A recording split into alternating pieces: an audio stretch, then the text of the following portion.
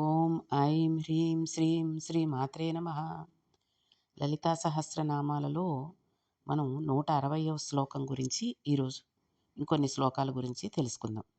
160వ శ్లోకానికి వస్తే, గంభీర గగనాంతస్థ గర్విత గానలోలుప కల్పనారహిత కాష్ట ఆకాంత కాంత అర్థ విగ్రహ. ఇక్కడ మీకు పై వరుసలో 4 నామాలు, కింద వరుసలో 4 నామాలు వచ్చాయి. అయితే ఇక్కడ కల్పనారహిత అదొక నామం, కాష్టాకి షాకి దీర్ఘం ఇచ్చాడు, కాకుండా మామూలు స్టా రాసుకోండి తలకట్టించి. ఆ అన్నది మాత్రం కాంతా పక్కన ఆ అని రెండో ఆ పెట్టుకోండి. గంభీర గగనాంతస్థ గర్విత గానలోలుప కల్పనారహిత కాష్ట ఆకాంత కాంత కాంత అర్థ విగ్రహ.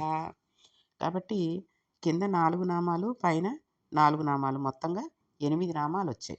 గంభీర అంతము లేనిది, గగనాంతస్థ దహరాకాశ మధ్యమనందున్నటువంటి తల్లి, గర్విత జగన్నిర్మాణ విషయకమగు పరాహంత కలిగినటువంటిది, గానలోలుప గొంతెత్తి పాడిన పాటయందు ఆసక్తి కలిగినది.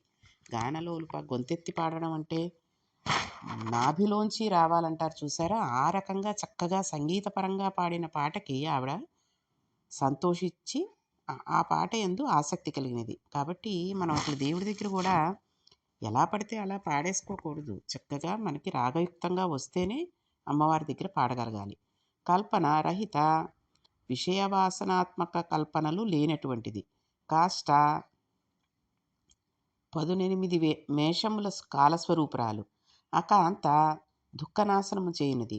కాంత అర్ధ విగ్రహ పరమశివుడే సగం శరీరంగా కలిగినటువంటి తల్లి. కాబట్టి గంభీర గగనాంతస్థ గర్విత గానలోలుప కల్పన రహిత కాష్ట అకాంత కాంతార్థ విగ్రహ. 161వ శ్లోకానికి వస్తే, కార్యకారుణ నిర్ముక్త కామకేళి తరంగిత కనకతాటంక లీలా విగ్రహధారిణి. ఈ శ్లోకంలో పై వరుసలో 2 నామాలు, కింద వరుసలో 2 నామాలు, మొత్తంగా 4 నామాలు. కార్యకారణ నిర్ముక్త, కార్యకారణములు ఈ రెండూ కూడా లేనటువంటిది. కామకేళి తరంగిత, కామేశ్వరునికి క్రీడావిలాస పరంపరలు కరిగించేటటువంటి తల్లి. కనకతాటంక ప్రకాశిస్తున్న బంగారు కర్ణాభరణములు చెవికమ్మలుగా కలిగినటువంటి తల్లి. లీలా విగ్రహధారిణి విలాసముగా అనేక అవతారములు ధరించున్నది. లీలగా అంటే ఇట్టే అన్నమాట. కాబట్టి 161వ శ్లోకాన్ని కార్యకారణ నిర్ముక్త కామకేళి తరంగిత కనకతాటంక లీలా విగ్రహధారిణి అని చదవాలి. ఇక 162వ శ్లోకానికి వస్తే, అజ క్షయ వినుర్ముక్త ముగ్ధ క్షిప్రప్రసాదిని అంతర్ముఖ సమారాధ్య బహిర్ముఖ సుదుర్లభ. ఈ శ్లోకంలో పై వరుసలో 4 నామాలు, కింద వరుసలో 2 నామాలు, మొత్తంగా 6 నామాలు వచ్చాయి. అజ అంటే జననము లేనటువంటిది, క్షయ వినుర్ముక్త మరణము లేనటువంటిది, ముగ్ధ సౌందర్యము కలిగిది, క్షిప్రప్రసాదిని శీఘ్రముగా అనుగ్రహములు చూపేటటువంటి తల్లి, అంతర్ముఖ సమారాధ్య అంతర్ముఖులచే ఆరాధింపదగినది. అంతర్ముఖులచే అంటే మనసులో వాళ్ళకి వాళ్ళే రమించుకుంటూ, తమకు తాము రమించుకుంటూ ఆ అమ్మవారిని తలుచుకునేటటువంటి వాళ్ళకి దర్శనమిచ్చేటటువంటి తల్లి. బహిర్ముఖ సదర్లభ విషయాసక్తి గల వారికి లభ్యము కానిది. అంటే నోటితో చదివేది ఒకటి, మనసులో ఆలోచించేది ఒకటి. గుళ్ళకి గోపురాలకు వెళ్ళినా ఏదో ఒక మాటలు మాట్లాడుకుంటూ కాలక్షేపం చేసేసే వాళ్ళకి, భక్తిగా దైవ సంబంధిత మాటలు కాకుండా మాట్లాడుకునే వాళ్ళకి లభ్యము కానటువంటి తల్లి. కాబట్టి 162వ శ్లోకాన్ని అజ క్షయ వినుర్ముక్త ముగ్ధ క్షిప్రప్రసాదిని అంతర్ముఖ సమారాధ్య బహిర్ముఖ సుదుర్లభ అని చదవాలి. ఇక 163వ శ్లోకానికి వస్తే, త్రయి త్రివర్గ నిలయ త్రిస్థ త్రిపురమాలిని నిరామయ నిరాలంబ సాత్మారామ సుధాశ్రుతి. ఇక్కడ పై వరుసలో 4 నామాలు, కింద వరుసలో 4 నామాలు, మొత్తంగా 163వ శ్లోకంలో 8 నామాలు వచ్చాయి. త్రయి వేదాత్రయ స్వరూపురాలు, త్రివర్గ నిలయ ధర్మార్థ కామములకు నివాసనమైనటువంటి తల్లి, త్రిస్థ త్రికాలములందు ఉండేటటువంటి తల్లి. త్రిపురమాలిని త్రిపురమాలిని దేవతా స్వరూపురాలు. నిరామయ నశించిన వ్యాధులు కలిగినటువంటిది. నిరాలంబ తనకు వేరొక ఆధారం లేనటువంటిది. స్వాత్మారామ స్వాత్మారామ అంటే తన ఆత్మయందే తాను క్రీడించున్నది. సుధాశృతి అమృత స్రావమును కలిగించు కుండలిని స్వరూపురాలు. కాబట్టి 163వ శ్లోకాన్ని మనం త్రివర్గ నిలయ త్రిస్థ త్రిపురమాలిని నిరామయ నిరాలంబ స్వాత్మారామ సుధాశృతి అని చదవాలి. ఇక 164వ శ్లోకానికి వస్తే సంసార పంక నిర్మగ్న సముద్ధరణ పండిత యజ్ఞప్రియ యజ్ఞకర్తి యజమాన స్వరూపిణి. ఈ శ్లోకంలో పై వరుసలో 16 అక్షరాల నామం ఒకటే, కింద వరుసలో 3 నామాలు ఉన్నాయి. కాబట్టి ఈ పై వరుస దగ్గర మీరు 16 అనే అంకె వేసుకోండి. సంసార పంక నిర్మగ్న సముద్ధరణ పండిత. సంసారం అనేది బురద యందు మునిగిన వారిని చక్కగా పైకి లేవదీయటి యందు నేర్పు కలిగినటువంటి తల్లి. యజ్ఞప్రియ యజ్ఞములు ఇష్టంగా కలిగినది. యజ్ఞకర్తి యజ్ఞమును చేసేటటువంటి తల్లి. యజమాన స్వరూపిణి యజమానుడు ఆత్మ రెండిటిని స్వరూపముగా కలిగినటువంటి తల్లి. కాబట్టి సంసార పంక నిర్మగ్న సముద్ధరణ పండిత యజ్ఞప్రియ యజ్ఞకర్తి యజమాన స్వరూపిణి అని ఈ శ్లోకాన్ని చదువుకోవాలి. ఇక 165వ శ్లోకానికి వస్తే ధర్మాధార ధనాధ్యక్ష ధనధాన్య వివర్ధిని విప్రప్రియ విప్రరూప విశ్వభ్రమణకారిణి. ఈ శ్లోకంలో పై వరుసలో 3 నామాలు, కింద వరుసలో 3 నామాలు, మొత్తంగా 6 నామాలు ఉన్నాయి. ధర్మాధార ధర్మమును నిలబడుటకు ఆధారమైనది. ధనాధ్యక్ష ధనమునకు స్వామిని. ధనధాన్య వివర్ధిని ధనధాన్యములను అధికముగా వృద్ధి చెందించున్నది. విప్రప్రియ విప్రప్రియ అంటే విప్రుడు అంటే బ్రాహ్మణులు ఇష్టులుగా కలిగినటువంటిది. విప్రరూప విప్రుడు స్వరూపముగా కలిగినటువంటిది. విశ్వభ్రమణకారిణి అనేక బ్రహ్మాండములు భ్రమణము చేయించుచున్నటువంటి తల్లి. అనేక బ్రహ్మాండములంటే ప్రపంచాన్ని అంతటినీ కూడా. కాబట్టి 165వ శ్లోకాన్ని మనం ధర్మాధార ధనాధ్యక్ష ధనధాన్య వివర్ధిని విప్రప్రియ విప్రరూప విశ్వభ్రమణకారిణి అని చదువుకోవాలి. ఇక 166వ శ్లోకానికి వస్తే విశ్వగ్రాస విద్రుమాభ వైష్ణవి విష్ణురూపిణి అయోని యోని నిలయ. అయోని ఇక్కడ అయోనిర్యోని నిలయ అనుంది. అది అయోని ఒక పదం, యోని నిలయ రోకి యావత్ ఇచ్చారు కదండి, అది తీసేసి యో అని పెట్టుకోండి. కూటస్థ కులరూపిణి. విశ్వగ్రాస సకల ప్రపంచమును కబలముగా కలిగినటువంటిది. విద్రుమాభ పగడము వలె ఎర్రని కాంతి కలిగినది. వైష్ణవి విష్ణువులకు సంబంధించినది. విష్ణురూపిణి విష్ణు స్వరూపురాలు. అయోని తనకు వేరొక కారణము లేనటువంటిది. యోని నిలయ ప్రకృతికి నిలయమైనటువంటి తల్లి. కూటస్థ అజ్ఞానానికి అధ్యక్షురాలై ఉండేటటువంటి తల్లి. కులరూపిణి బాహ్య పూజా స్వరూపురాలు. కాబట్టి 166వ శ్లోకం చదివేటప్పుడు విశ్వగ్రాస విద్రుమాభ వైష్ణవి విష్ణురూపిణి అయోని యోని నిలయ కూటస్థ కులరూపిణి అని చదవాలి. ఇక 167వ శ్లోకానికి వస్తే వీరగోష్ఠిప్రియ వీర నైష్కర్మ్య నాదరూపిణి విజ్ఞాన కలన కళ్య విదగ్ధ భైందవాసన. ఇక్కడ పై వరుసలో 4 నామాలు, కింద వరుసలో 4 నామాలు, మొత్తంగా 8 నామాలు వచ్చాయి. కాబట్టి వీరగోష్ఠిప్రియ వీరుల సభ ఇష్టముగా కలిగినటువంటిది. వీర వీర్యవతి. నైష్కర్మ్య వేదోక్త కర్మలు లేని స్థితి కలిగినటువంటిది. నాదరూపిణి నాదస్వరూపురాలు.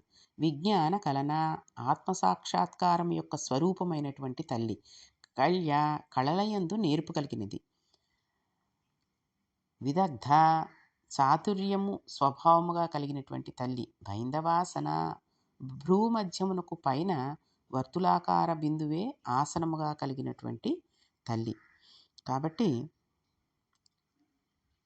వీరగోష్ఠిప్రియ వీర నైష్కర్మ్య నాదరూపిణి విజ్ఞాన కలన కళ్య విదగ్ధ బైందవాసన అని ఈ శ్లోకాన్ని చదవాలి.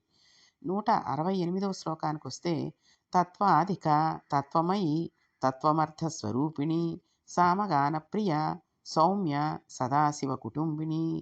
ఈ శ్లోకంలో పై వరుసలో 3 నామాలు, కింద వరుసలో 3 నామాలు, మొత్తంగా 6 నామాలు వచ్చాయి. తత్వాధిక తత్వముల కంటే అధికురాలు, తత్వమయి తత్వప్రచురమైనది, తత్వమర్థ స్వరూపిణి జీవేశ్వర స్వరూపురాలు, సామగాన ప్రియ సామవేదగానమందు ఇష్టము కలిగినటువంటి తల్లి, సౌమ్య సోమయాగముచే ఆరాధింపదగినది, సదాశివ కుటుంబిని సదాశివుని గృహిణి లేక సదాశివుని గృహిణి యొక్క కుటుంబిని. అందుకని ఈ శ్లోకాన్ని తత్వాధిక తత్వమయి తత్వమర్థస్వరూపిణి సామగాన ప్రియ సౌమ్య సదాశివ కుటుంబిని అని చదవాలి. ఇక 169వ శ్లోకానికి వస్తే సవ్యాపసవ్య మార్గస్థ సర్వాపద్వ నివారిణి స్వస్థ స్వాభవ మధుర ధీర ధీర సమర్చిత. ఇక్కడ పై వరుసలో 2 నామాలు, కింద వరుసలో 4 నామాలు, మొత్తంగా 6 నామాలు వచ్చాయి. సవ్య మార్గస్థ సూర్యునికి కుడి ఎడమ మధ్యములందలి మార్గంలో ఉన్నటువంటి తల్లి, సర్వ ఆపద్వ నివారిణి కష్టములు నివారించండి, సర్వ ఆపదలు, సర్వ ప్లస్ ఆపదలు నివారిణి, సర్వాపద్వ పద్వి నివారిణి కష్టములను నివారించినది, స్వస్థ ఒడిదుడుకులు లేని సుఖమునందు ఉండేటటువంటి తల్లి, స్వభావ మధుర స్వత్వసిద్ధముగానే మధురమైనది, ధీర ధీర అంటే ధైర్యము కలిగినది, బుద్ధిప్రదమైన దశమీ తిథి కలిగినటువంటి తల్లి, ధీర సమర్చిత పండితులచేదే పూజించబడినటువంటి తల్లి, సవ్య మార్గస్థ సర్వాపద్వ నివారిణి స్వస్థ స్వభావ మధుర ధీర ధీర సమర్చిత. ఇక 170వ శ్లోకానికి వస్తే చైతన్యార్థ సమారాధ్య చైతన్య కుసుమప్రియ సదోదిత సదాతుష్ట తరుణ ఆదిత్య పాటల. ఈ శ్లోకంలో పై వరుసలో 2 నామాలు, కింద వరుసలో 3 నామాలు, మొత్తంగా 5 నామాలు వచ్చాయి. చైతన్యార్ఘ్య సమారాధ్య ఆత్మజ్ఞానముచే పూజింపదగినటువంటి తల్లి, చైతన్య కుసుమప్రియ చైతన్యము అనేది పుష్పము ఇష్టముగా కలిగినటువంటి తల్లి, సదోతిత ఎల్లప్పుడూ ప్రకాశము కలిగినది, సదాతుష్ట సత్పురుషులయందు మిక్కిలి సంతోషము కలిగినటువంటి తల్లి, తరుణ ఆదిత్య పాటల మధ్యాహ్నకాల సూర్యుని వలె శ్వేతరక్త వర్ణము కలిగినటువంటి తల్లి. అంటే తెల్లగా ఉంటుంది అమ్మవారు, కాబట్టి ఎరుపు పసుపు తెలుపు అన్నీ కలగాపులకంగా కలిగినటువంటి రంగులో ఉంటుందన్నమాట అమ్మవారు. కాబట్టి మనం ఈ 170వ శ్లోకాన్ని చైతన్యార్ఘ సమారాధ్య చైతన్య కుసుమప్రియ సదోదిత సదాతుష్ట తరుణ ఆదిత్య పాటల అని చదువుకోవాలి. ఇక 171వ శ్లోకానికి వస్తే దక్షిణారాధ్య ధరస్మేర ముఖాంబుజ కౌళిని కేవల అనర్ఘ కైవల్య పదదాయిని.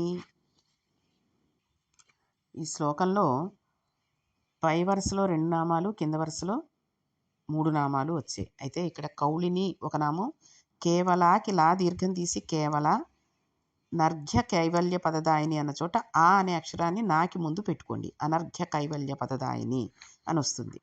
కాబట్టి దక్షిణారాధ్య కర్మఠుల చేత జ్ఞానుల చేతను ఆరాధింపదగినది, ధరస్మేర ముఖాంబుజ చిరునవ్వుతో కూడిన ముఖము కలిగినటువంటిది, కౌళిని కేవల కౌళినిల జ్ఞానము కలిగినటువంటి తల్లి, కౌళిని అంటే అనర్ఘ్య కైవల్య ప్రదదాయిని పిలవలేని కైలవ్యమును మోక్షపదమును ఇచ్చేటటువంటి తల్లి. కాబట్టి ఈ శ్లోకాన్ని మనం 171వ శ్లోకాన్ని దక్షిణారాధ్య ధరస్మేర ముఖాంబుజ కౌళిని కేవల అనర్ఘ్య కైవల్య పదదాయిని అని చదువుకోవాలి. ఇక 172వ శ్లోకానికి వస్తే, స్తోత్ర ప్రియ స్తుతిమతి శృతి సంస్థుత వైభవ మనస్విని మానవతి మహేసి మంగళాకృతి. పై శ్లోకంలో 3 నామాలు, కింద శ్లోకంలో 4 నామాలు, మొత్తంగా కలిపి 7 నామాలు ఈ శ్లోకంలో వచ్చాయి.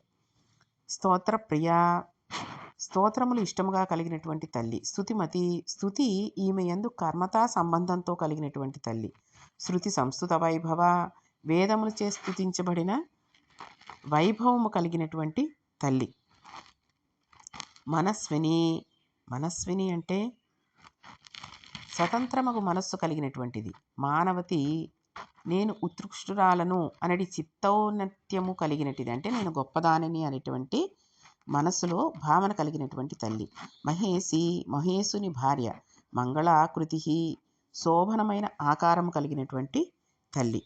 ఇక 173వ శ్లోకానికి వస్తే, 172వ శ్లోకం, స్తోత్ర ప్రియ స్తుతిమతి శృతి సంస్థుత వైభవ మనస్విని మానవతి మహేసి మంగళాకృతి అని చదవాలి. 173వ శ్లోకానికి వస్తే, విశ్వమాత జగద్ధాత్రి విశాలాక్షి విరాగిణి ప్రగల్భ పరమోదార పరామోద మనోమయి. ఈ శ్లోకంలో పై వరుసలో 4 నామాలు, కింద వరుసలో 4 నామాలు, మొత్తంగా 8 నామాలు ఉన్నాయి. కాబట్టి విశ్వమాత, జగత్తులకు తల్లి, జగద్ధాత్రి, జగత్తులను ధరించినది, విశాలాక్షి, విశాలమైన నేత్రములు కలిగినటువంటి తల్లి, విరాగిణి, వైరాగ్యం కలిగినటువంటి తల్లి, ప్రగల్భ, సృష్టి మున్నగు కర్మలందు మిక్కిలి ప్రౌఢ కలిగినది, పరమోదార, మిక్కిలి గొప్పది, పరామోద, ఉత్కృష్టమగు కీర్తి కలది. ఇక్కడ జాగ్రత్తగా చదవాలండి. పరమోదార అనుంది, రెండవ నామం పరామోద, అంతేగాని పరామోదార అని పరమోద అని రాకి దీర్ఘాలు అక్కడిదిక్కడ ఇక్కడిక్కడ పడితే తప్పులు వచ్చేస్తాయి, నామంలో తప్పు పడిపోతుంది. కాబట్టి పరమోదార, మిక్కిలి గొప్పది, పరామోద, ఉత్కృష్టముకు కీర్తి కలిగినది, మనోమయి అంటే మనస్సే ప్రధానముగా కలిగినది, అంటే ఆత్మజ్ఞానము కలిగించుటయందు మనస్సును ప్రధానముగా కలిగినటువంటి తల్లి. కాబట్టి 173వ శ్లోకాన్ని, విశ్వమాత జగద్ధాత్రి విశాలాక్షి విరాగిణి ప్రగల్భ పరమోదార పరామోద మనోమయి అని చదవాలి. 174వ శ్లోకానికి వస్తే, వ్యోమకేసి విమానస్థ వజ్రిణి వామకేశ్వరి పంచయజ్ఞప్రియ పంచప్రేత మంచాధిసాయిని. ఈ శ్లోకంలో పై వరుసలో 4 నామాలు, కింద వరుసలో 2 నామాలు, మొత్తంగా 6 నామాలు వచ్చాయి. వ్యోమకేసి, ఆకాశమే కేశములుగా కలిగినటువంటి తల్లి. విమానస్థ, విమానములయందు ఉండేటి దేవతా స్వరూపురాలు. వజ్రిణి, వజ్రమును ధరించినది. వామకేశ్వరి, వామకేశ్వర తంత్రస్వరూపురాలు. పంచయజ్ఞప్రియ, పంచయజ్ఞములు ప్రియముగా కలిగినటువంటి తల్లి. పంచప్రేత మంచాధిసాయిని, పంచప్రేతులు గల మంచమునందు అధిష్ఠించినటువంటి తల్లి. కాబట్టి 174వ శ్లోకాన్ని, వ్యోమకేసి విమానస్థ వజ్రిణి వామకేశ్వరి పంచయజ్ఞప్రియ పంచప్రేత మంచాధిసాయిని అని చదవాలి. ఇక 175వ శ్లోకానికి వస్తే, పంచమి పంచభూతేసి పంచసంఖ్యోపచారిణి శాశ్వతి శాశ్వతైశ్వర్య సర్మద శంభుమోహిని. ఈ శ్లోకంలో పై వరుసలో 3 నామాలు, కింద వరుసలో 4 నామాలు, మొత్తంగా 7 నామాలు వచ్చాయి. పంచమి, పంచమి అంటే సదాశివుని స్త్రీ రూపిణి అయినటువంటిది. పంచభూతేసి, పంచమహాభూతములకు ఈశ్వరి అయినటువంటిది. పంచసంఖ్యోపచారిణి, పంచోపచారములు కలిగినటువంటి తల్లి. శాశ్వతి, నిత్యురాలు. శాశ్వతైశ్వర్య, నిత్యమైన ఐశ్వర్యము కలిగినటువంటిది. సర్మద, సుఖములను ఇచ్చేటటువంటి తల్లి. శంభుమోహిని, శంభుడు అంటే శంకరుడు, శంకరునికి మోహపెట్టేటటువంటి తల్లి. కాబట్టి 175వ శ్లోకాన్ని, పంచమి పంచభూతేసి పంచసంఖ్యోపచారిణి శాశ్వతి శాశ్వతైశ్వర్య సర్మద శంభుమోహిని అని 7 నామాలుగా చదవాలి. ఇక రేపు మనకి ఇంచుమించుగా లలితా సహస్రం అంతా మిగిలిన నామాలు కూడా చదువుకోవడం అయిపోతుంది. కాబట్టి మీరు రోజులాగే మొదటి నుంచి కూడా ఒకసారి మళ్ళీ మళ్ళీ చదువుకుంటూ ఉంటే మీకు ఎలా చదవాలి అన్నది బాగా రావడానికి కారణమవుతుంది. ఓం ఐం హ్రీం శ్రీం శ్రీ మాత్రే నమః.